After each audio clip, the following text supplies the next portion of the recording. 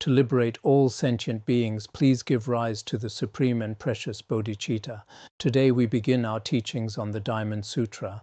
Those who have not received empowerments are welcome to listen. If you don't have the time for long-term Dharma studies and can only join us for a day or two, you are also welcome. In short, I have given permission for anyone to attend these teachings on the Diamond Sutra, even those who may hold wrong views. It will take about a month or two to cover the Diamond Sutra. The exact schedule is not yet finalized. Before receiving the Diamond Sutra, it is essential to understand the etiquette of listening to the Dharma.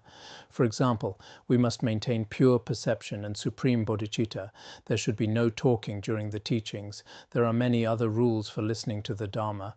I won't go into great detail here, as they are explained extensively in the words of my perfect teacher. Here is what I am thinking. Before we dive into the actual text of the Diamond Sutra each day, I will briefly discuss the merits of the Diamond Sutra. This is intended to help everyone develop a sense of faith. The merits I will mention are mainly stories from the Sutra on the merits of the Diamond Sutra. However, this Sutra on the merits of the Diamond Sutra had not been translated into the Chinese Tripitaka before. I have completed the translation this time. By sharing these brief accounts with you daily, you may develop even deeper faith in the Diamond Sutra. My purpose in teaching the Diamond Sutra is to personally purify karmic obscurations, gain some merit, and accumulate provisions. That is my own objective. I believe those of you listening to these teachings might have the same goal in mind. Simply hearing the Diamond Sutra once brings immense merit. Every day, I will start with a story from the Sutra on the merits of the Diamond Sutra. In a few days, we can distribute the book to you. It contains about 15 stories that I have already finished translating. I will tell you the stories first, and then you can read the book. This might be a better approach. Otherwise, if you read the stories first, I won't have much left to talk about. So once we have finished all the stories, we will give you the sutra on the merits of the Diamond Sutra. The first story I'll share today is, once there was a monastery in a certain place, and in that monastery lived a novice monk. This novice was very intelligent. He and some friends heard that there was a highly skilled physiognomist in another town. So they all went there together to have their fortunes read. The physiognomist told the novice monk, "You will only live until you are 18. He then gave predictions to the others as well, describing their lifespans and the circumstances of their deaths. After that, they returned.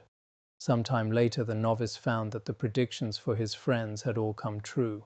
Upon seeing this, the novice monk remembered what the physiognomist had told him as well, that he did not have much time left to live. Filled with deep anxiety, the novice made a request to his master, saying, "I wish to go to a secluded place to practice diligently. I heard there are many sacred scriptures there, and I hope to find a practice for longevity." With his master's permission, the novice set off for that quiet retreat. The place held many sutras of Shakyamuni Buddha. He prayed fervently over and over, "May I find a sacred text that grants long life." Then he randomly drew a volume from the collection, and it turned out to be the Diamond Sutra. He was overjoyed and began to chant it with unwavering devotion. One afternoon, 2 bhikshus appeared and said to him, "The merit of chanting the Diamond Sutra is immeasurable. Therefore your lifespan shall be immeasurable, and your merit shall be immeasurable as well." He remained in that secluded place for 20 years. 20 years later, he went back to see the physiognomist, who was absolutely astonished. "How can this be?" the man asked. "Was my reading inaccurate? What exactly happened? I predicted you would die very young. What practice did you do to gain such longevity?" The novice replied, "It is through practicing the Diamond Sutra that I have lived this long." When people heard about this, many began to uphold and chant the Diamond Sutra. Thus, for the purpose of extending one's life, chanting the Diamond Sutra carries incredible merit. This man eventually lived to be 95, and after his passing, he was reborn in a pure land. That is one account. There is also a story from the Han region. Long ago, during the 3 Kingdoms period, there was another novice monk whose teacher told him he wouldn't live long. He searched everywhere for a way to extend his life. Later, from another master, he received a copy of the Diamond Sutra. By chanting it, he truly achieved longevity. Years later, when he went to visit his original teacher, the teacher was also very surprised, saying, "Didn't I tell you before that your life would be quite short? How is it that you are still alive today?" He replied, "It is because I have been chanting the Diamond Sutra." This monk eventually lived to be 100 years old. Such stories exist. So, if you wish to live a long and healthy life, then please chant the Diamond Sutra diligently. We are also about to start the teachings on Lama Yangtik. You must not die before then. You must maintain a healthy, long-lived body. I will stop with these two stories regarding the merits. Now let us begin our study of the Diamond Sutra. I have not taught the Diamond Sutra before. In Tibetan Buddhism, it is also known as the 300 verses on Prajnaparamita. That is one of its titles. As for its influence in Chinese Buddhism, it goes without saying. Everyone knows it well. Ever since Kumarajiva's translation, this sutra has become extremely famous throughout the Han region. Many have attained realization through the Diamond Sutra, and there have been all kinds of auspicious signs. We needn't dwell too much on that. In the context of Tibetan Buddhism, there are some notable differences between the Diamond Sutra and other Prajnaparamita teachings. In most parts of the Tibetan areas, there is a certain tradition. For instance, when someone passes away, 100 recitations of the Diamond Sutra and 1,000 recitations of the Sutra of Liberation are performed. This is considered deeply significant for the deceased's liberation. During longevity ceremonies or auspicious rites, people are often invited to recite the Diamond Sutra. This is the tradition in Tibetan Buddhism. In today's Jokang Temple in Lhasa and in the Mongolian archives, there are versions of the Diamond Sutra written in gold and silver. However, commentaries on the Diamond Sutra by Tibetan masters are almost non-existent. I heard there is only one Indian commentary on the Diamond Sutra. In Tibetan Buddhism, Choni Shardrup wrote a commentary, but I heard it is very brief. I haven't read it myself. Aside from that, there are practically no other commentaries. In the Han region, many masters have taught the Diamond Sutra, and there are numerous commentaries and study reports. Some say there are 50 different commentaries, others say more than 100. Regardless, there are a great many. Most of you have likely read some of them. So, how shall I teach it this time? Since there are no commentaries in Tibetan Buddhism, I cannot rely on existing commentaries to give this teaching. I can only rely on my own ability to explain it to you through my understanding of the Tibetan stanzas. I hope that while you study the Diamond Sutra, you will also consult the commentaries from the Han region. I hope that over the next month or two, you will come to understand the principles it teaches and what kind of scripture the Diamond Sutra really is. This is something everyone should clarify. On one hand, the merit of hearing it is inconceivable. The latter part of the sutra specifically discusses this merit. On the other hand, my hope is that you will use the Diamond Sutra to propagate the Dharma and benefit beings. This would be of great significance for people in the Han region, as they hold the Diamond Sutra in very high regard. Whether you study Zen, Pure Land, or the Huayan school and so forth, the Diamond Sutra is recognized by every tradition. Thus, when masters in China and abroad spread the Buddha Dharma, they often focus on the Diamond Sutra. For the disciples from Larung Gar 5 Sciences Buddhist Academy, if you return home and try to teach the Lama Yangtik, people may not necessarily be ready to accept it. But if you teach the Diamond Sutra, everyone will likely be delighted. Moreover, since many people already chant it regularly, helping them understand its merit is truly meaningful.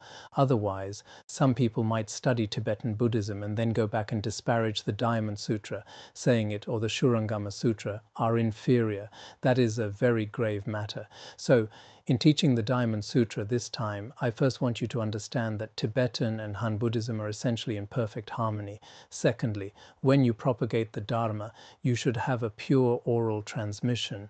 So once we finish the entire sutra, I intend to give you the transmission in Tibetan.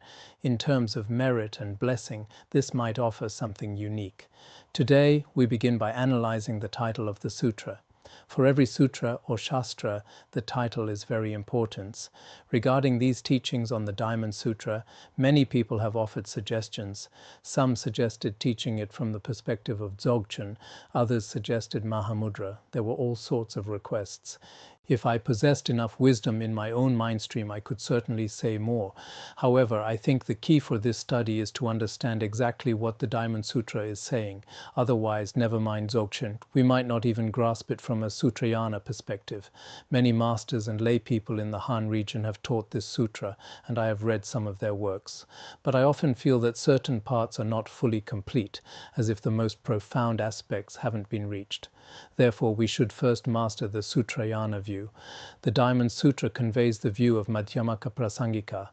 If we truly understand the Sutrayana view, it becomes very easy to integrate Dzogchen and Mahamudra. So we must first understand its Sutrayana meaning. If we don't even have that foundation, explaining it directly through Dzogchen might be quite difficult. In any case, let us analyze it step by step. As we all know, the title of any scripture is vital. For those with sharp faculties, just by looking at the title, they can roughly grasp the content. The full title of this sutra is the Diamond Cutter Prajnaparamita Sutra. The words diamond cutter exist in the Tibetan version, as well as in some Sanskrit versions. I see that both masters Xuanzang and Yijing translated it this way. However, in Kumarajiva's translation, it is simply called the Diamond Prajnaparamita Sutra, omitting the words for cutter. So what does cutter mean? It means it can cut through our self-grasping, both the grasping at a self of persons and a self of phenomena. As you know, there are several ways sutras are named. One is based on the meaning, and another is based on a metaphor. I believe this sutra is named after a metaphor. Why use the metaphor of a diamond? What are the characteristics of a diamond? The sadhana for subduing Mara describes several qualities, such as being indestructible, unbreakable, and immutable. There are 7 such traits. A diamond can destroy all things, but nothing else can destroy a diamond. In other words, a diamond is something exceptionally hard. Some Buddhist stories mention that the Vajra scepter carried by Shakra was crafted from the bones of an ancient sage. It could destroy anyone it struck, yet nothing could destroy the Vajra itself. This sutra is like Shakra's Vajra scepter. Why do we say this? Because the Diamond Sutra teaches prajna emptiness, the wisdom of emptiness that is free from all conceptual elaborations. Such wisdom can demolish all the world's distorted views and shatter all attachments. Yet no attachment can ever damage prajna emptiness. So, diamond signifies this indestructible hardness. If we truly understand the meaning of the Diamond Sutra, no heresy from any Maras or non-Buddhists can ever destroy our view. That is how I interpret the title. I still hope you will consult more reference materials. There are quite many commentaries in the Han region, each with different methods of explanation. I hope you can cross-reference them in some places. Don't assume that some Han master's teachings are not good. That would be wrong. I have never taught this before, nor have I formally studied or researched it. You could say, I'm only now encountering the Diamond Sutra. I've read it a little in the past, but I haven't delved into it deeply. In contrast, many Han masters have spent their entire lives researching the Diamond Sutra, so we cannot say that Han masters do not teach it well. Within certain commentaries, there is truly inconceivable lineage transmission and mind-to-mind blessing. So while you listen to me, do not disparage other great masters.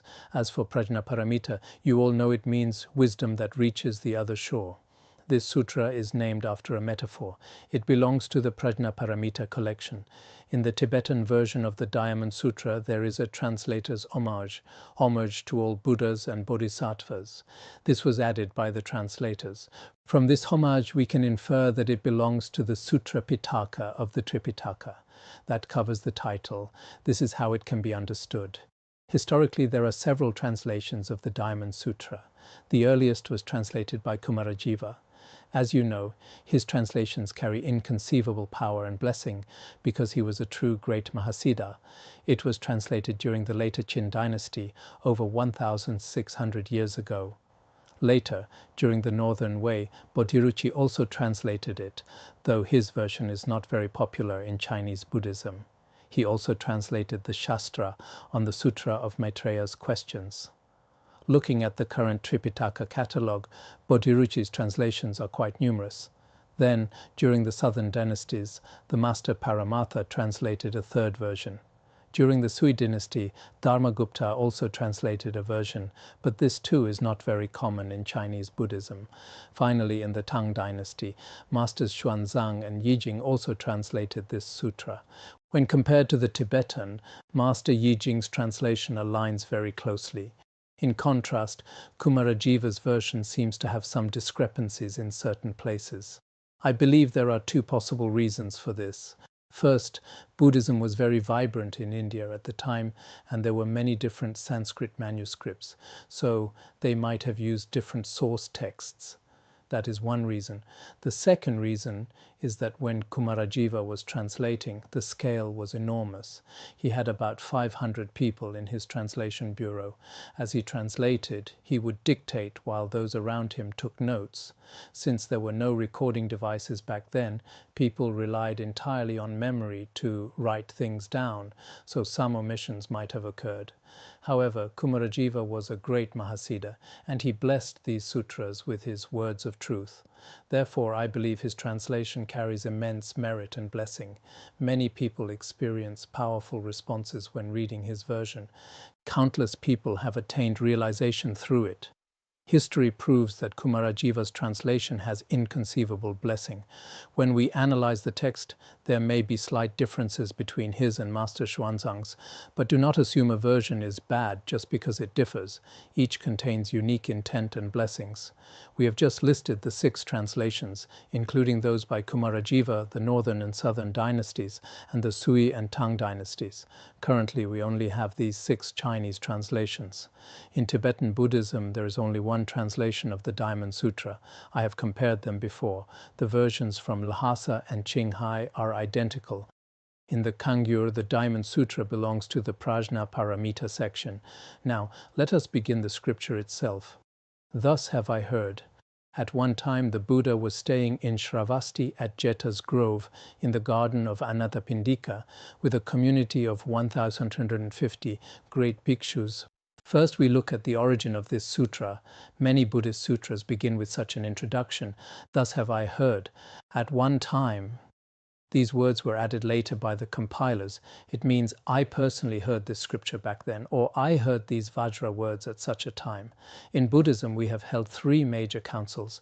As Shakyamuni Buddha approached parinirvana, he granted permission for his disciples to compile his teachings. Furthermore, he authorized that, to inspire faith in people, sutras could begin with, "Thus have I heard," at one time. At the end, words of praise for the Buddha from humans, devas, or Naga kings could also be added. And in the middle, phrases like Subhuti asked the world-honored one, or Manjushri asked the world-honored one, could be included as connecting text. This is why, in the current Tripitaka, we frequently encounter such language. These are known as the Buddha's authorized words of blessing. As you know, some parts of the sutras were spoken by the Buddha himself, some by disciples through his blessing, and some were authorized to be added later. Therefore, certain phrases in this sutra are these authorized words of blessing. For example, "Thus have I heard at one time." This was not spoken directly by Shakyamuni Buddha, but he gave his consent before his passing. He said that when his teachings were compiled, these words could be added. After the Buddha's parinirvana, his disciples compiled his teachings in 3 councils. The first council was held shortly after his passing. The second was 110 years later. For the third, some say it was 180 years after his passing, while others say around 400 years later. After these 3 councils, the entire Tripitaka of the Buddha was finally recorded in written form. That was the process. Generally, the compilers of the Tripitaka were as follows. Ananda compiled the Sutra Pitaka. Being foremost in learning, he was the one who compiled it. Next, Upali compiled the Vinaya Pitaka. Foremost in keeping the precepts, he was its compiler. The Abhidharma Pitaka was compiled by Mahakashyapa. Since the Diamond Sutra belongs to the Sutra Pitaka, the phrase, "Thus have I heard," at one time Ituktas was actually added by Ananda. These are Ananda's words. It is important to to understand this. Some say it was added by Kashyapa, but I believe it was not added by him.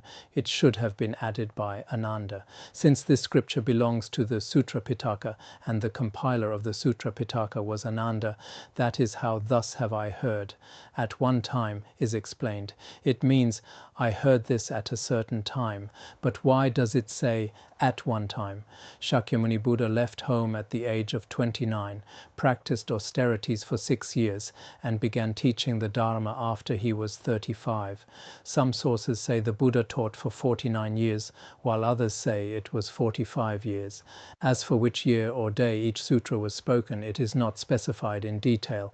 Since the Buddha gave so many teachings, at one time can be understood as on a certain day. There is another way to interpret this. When Shakyamuni Buddha taught the Dharma, he could manifest in the past, present, and future, teaching before various beings simultaneously. This state of being is truly inconceivable, far beyond the reach of ordinary imagination. So, at one time, encompasses the past, present, and future. Before all beings throughout the 10 directions, the Buddha used diverse skillful means to expound various Dharma gates. It implies that at an indefinite time he spoke an indefinite number of teachings. It also carries that meaning. Well, we will stop here for today.